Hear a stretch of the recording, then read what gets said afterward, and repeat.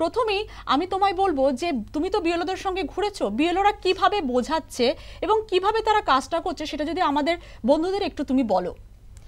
দেখো, বিএলও ইতিমধ্যে বেশ কয়েকজন বিএলওর সঙ্গে কথা বলেছি, তারা বাড়ি বাড়ি গেছেন, তাদের সঙ্গে আমরা গেছিও। এবং এই যে ফর্ম, আমার হাতে যে ফর্মটি দেখতে পাওয়া যাচ্ছে এই মুহূর্তে, আমাদের দর্শক বন্ধু যারা দেখছেন, এই ফর্মটা অত্যন্ত গুরুত্বপূর্ণ। ইতিমধ্যেই আপনারা এই ফর্মটি সম্পর্কে জেনে ফেলেছেন এবং এই ফর্মের মধ্যে যেভাবে লেখা আছে, একজন বিএলওর কিন্তু অত্যন্ত দায়িত্ব এই ফর্মটা ফিল আপের ক্ষেত্রে। তার কারণ যদি কোথাও ভুল হয় সেক্ষেত্রে কিন্তু সাফার করতে হবে একজন যোগ্য নাগরিককে বলা যেতে পারে। এই এসআইআর এ ভোটার তালিকার ভোটাধিকার পাবেন একজন নাগরিক, এবং তার জন্য এই ফর্ম 2002 সালে আমাদের এই ভোটার তালিকা সংশোধিত হয়েছিল, তারপরে হয়নি আর। এবার 2025 সালে এই ভোটার তালিকা সংশোধিত হচ্ছে। তো সেক্ষেত্রে ভোটার তালিকা সংশোধনের মানে অনেকটাই দায়িত্ব রয়েছে বিএলওদের উপরে, কারণ তারা যাচ্ছেন বাড়ি বাড়ি, তাদের ট্রেনিং হয়েছে, ট্রেনিংয়ে তাদেরকে বোঝানো হয়েছে কিভাবে ফর্মটা ফিল আপ করতে হবে, কিভাবে এই ফর্মটা ফিল আপ করার পর কমিশনকে তাদেরকে জানাতে হবে, সমস্ত বিষয়ে ট্রেনিং হয়ে গেছে। এবং ইতিমধ্যেই কিন্তু ফর্ম বিলি শুরু হয়ে গেছে, হাতে হাতে পেয়ে গেছেন বহু নাগরিক এই ফর্মটার মধ্যে দেখা যাচ্ছে, আমি তোমাকেও দেখাবো এবং দর্শক বন্ধুও দেখাবো যে ফর্মটা যে আমরা দেখতে পাচ্ছি সেখানে এই যে পার্ট পার্ট করে বলে দেওয়া হয়েছে, এবং সেই পার্টে বিএলও যখন আপনাকে ফর্মটা দিয়ে যাবে তখন বিএলও কিন্তু দেখিয়ে দেবে আপনাকে কিভাবে ফর্মটা ফিল আপ করতে হবে। কোনো ভয়ের কারণ নেই, ফর্মটা একটু ঠান্ডা মাথায় কিন্তু ফিল আপ করবেন। এপিক নাম্বার আপনার যেগুলো আছে ভোটার কার্ডে, সেই এপিক নাম্বার, আপনার আধার নাম্বার, এগুলো কিন্তু খুব ভালো করে মাথা ঠান্ডা করে লিখবেন এবং যাতে ভুল না হয়। তার কারণ এই ফর্মটাই কিন্তু আপনার ভোটাধিকারের অধিকার দেবে এবং আপনার ভোটার তালিকায় নাম থাকবে। তাই বারবার কিন্তু একটা কথা মাথায় রাখবেন, ফর্মটা কিন্তু ভুল করবেন না এবং বিএলও কিন্তু অবশ্যই আপনাদেরকে সাহায্য করবে। এই জায়গাটা যেটা দেখছেন এখানে ব্ল্যাঙ্ক দেখতে পাওয়া যাচ্ছে, এখানে কিন্তু বিএলওর ফোন নাম্বার, বিএলওর নাম সমস্ত কিছু থাকবেন এবং তিনি আপনাকে সবসময় সাহায্যের জন্য প্রস্তুত থাকবেন।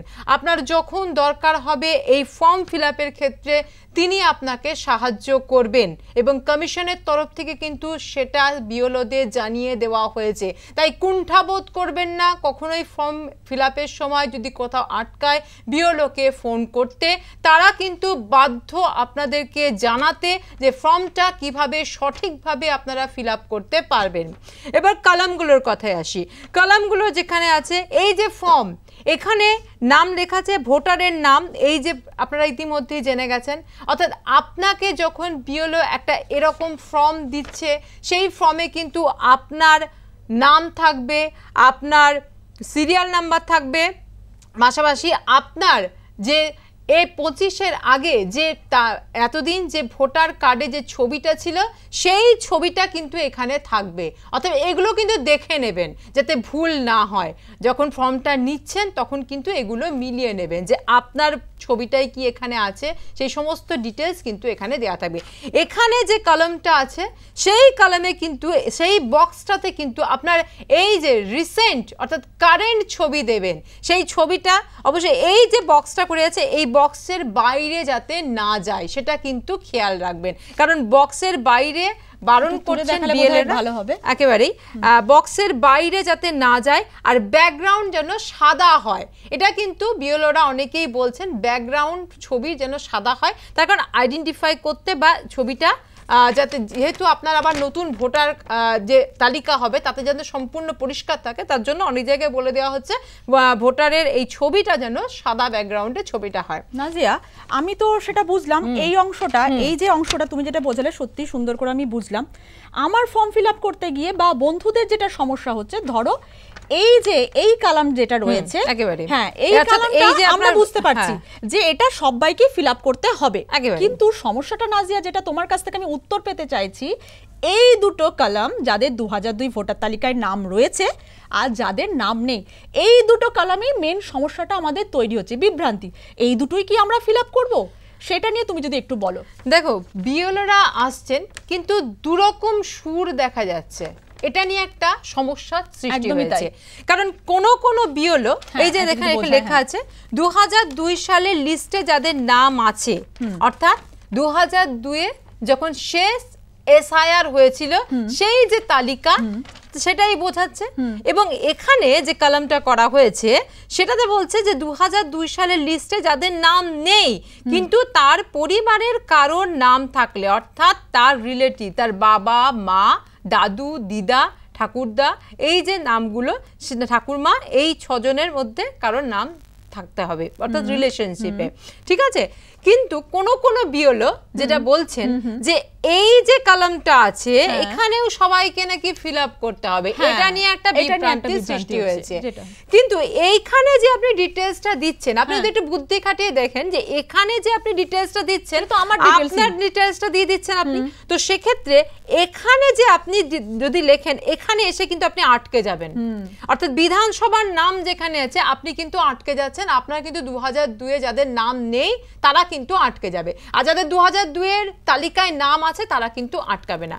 স্বাগত, তোমার যদি 2002 এর তালিকায় নাম থাকে তাহলে কিন্তু তুমি এখানে আটকাচ্ছ না, তুমি কিন্তু পুরো ফর্ম এটা কলামটাই ফিল আপ করতে পারছো, অর্থাৎ নিজের নাম দিচ্ছ, নিজের ভোটার কার্ডের নাম দিচ্ছ, বাবা বা মায়ের নাম দিচ্ছ, তার সঙ্গে কি সম্পর্ক, তার তুমি তার বাবা না মা সেটা তোমাকে লিখতে হবে, কারণ এখানে ইংলিশে লিখে দেওয়া হয়েছে রিলেটিভ নেম এবং রিলেশনশিপ, এটা দুটোর মধ্যে আমাকে লিখে দিতে হচ্ছে। জেলার নামটাও তুমি লিখে দিচ্ছে, কিন্তু তারপর রাজ্যের নামও লিখছো, কিন্তু রাজ্যের নাম লিখে দেওয়ার পরে তোমার কিন্তু বিধানসভা তুমি লিখতে পারছো না, তার কারণ 2002 এসআইআর এ তোমার নাম নেই। যদি না থাকে তুমি কি করে লিখবে সেই বিধানসভা তোমার কোথায় ছিল? তোমার এখানে গিয়ে আটকাবো, সিরিয়াল বুথ নাম্বারে তুমি আটকে যাচ্ছ পুরো এসে, তুমি আর ফিল আপ করতে পারছো না। তার মানে তুমি বলতে চাইছো 2002 এ যাদের নাম নেই তারা এটা তো ফিল আপ করছে, এটা ফিল আপ করলেই কি তাদের যথেষ্ট। এবং এখানে কিউআর কোডটাও দেয়া থাকছে, তাহলে 2002 এ যাদের নাম নেই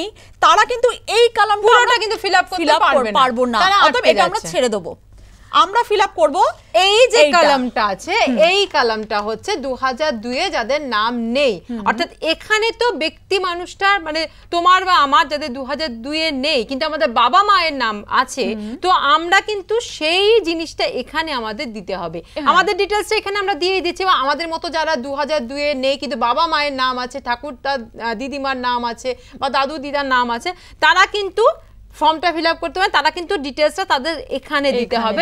এটাই হচ্ছে তোমার যার ভোটার কার্ডটা দেখে আমরা ফিল আপ করব 2002 এ বাবা হোক মা হোক ঠাকুরদা ঠাকুরমা যাই হোক তার ডিটেইলস কিন্তু এখানে আমরা এই কলামে দিতে হবে। এই যে ফর্মটা তার মানে ডুপ্লিকেট ফর্মটা সম্পূর্ণ একই করতে হবে, দুটো ফর্ম একই করতে হবে। ওই ফর্মটাতেও কিন্তু বিএলওর সাইন থাকবে, অর্থাৎ আপনাকে দিয়ে দিল সেটা নয়, কিন্তু ওই ফর্মটাতেও কিন্তু বিএলও সাইন করে দেবে, ওটাও কিন্তু একটা প্রমাণপত্র আপনার। কারণ যদি কোনো কারণে কোথাও কোনো সমস্যা হয় তাহলে কিন্তু ওই ফর্মটাও আপনার কাজে দেবে, তাই অবশ্যই ওই ফর্মটা কিন্তু হারাবেন না।